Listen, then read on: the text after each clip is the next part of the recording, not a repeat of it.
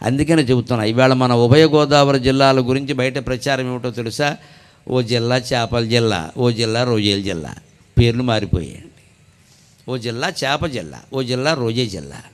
అన్నం పండించే నేలకి ఏ పేరు వచ్చిందండి ఈవేళ? పోనీ ఈ రొయ్యలు ఈ చేపలు ఏమైనా మనం తింటున్నామా? మొత్తం ఎక్స్పోర్ట్, మొత్తం ఎగుమతి ఎగుమతి ఎగుమతి. ఎవరు తింటున్నారో తెలుసా? ఎందుకోసం చేస్తున్నారో తెలుసా? నుంచి రొయ్యలు చేపలు విదేశాలకు కూడా వెళ్ళిపోతున్నాయి.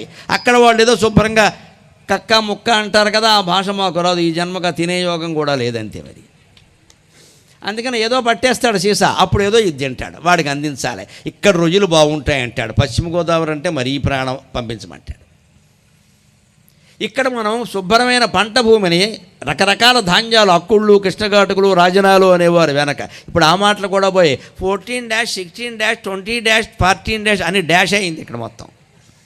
అందమైన పేర్లు రాజనాలు, కృష్ణఘాటుకులు, అక్కుళ్ళు, అవండి రంభ చెక్కిళ్ళు. అదో ధాన్యం ఉండేది మా చిన్నతనంలో, రంభ చెక్కిళ్ళుట. ఆ ధాన్యం నేను తినలేదు, ఎక్కడైనా ఉంటే పెడితే తింటాను. రంభ చెక్కిళ్ళు ఏమిటో చూడాలని ఉంది. ఆ పేరు చూడండి ఎంత అందమైన పేరు, తెలుగు పేరు. రంభ చెక్కిళ్ళు, రాజనాలు, కృష్ణఘాటుకులు, అక్కుళ్ళు, ఇవండి ధాన్యం పేరు.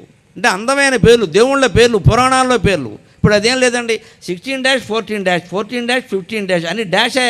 వీడికి మొత్తం బిల్లు కూడా డాషే, వేసే యూరియా కూడా డాషే. అది డాష్, ఇది డాష్.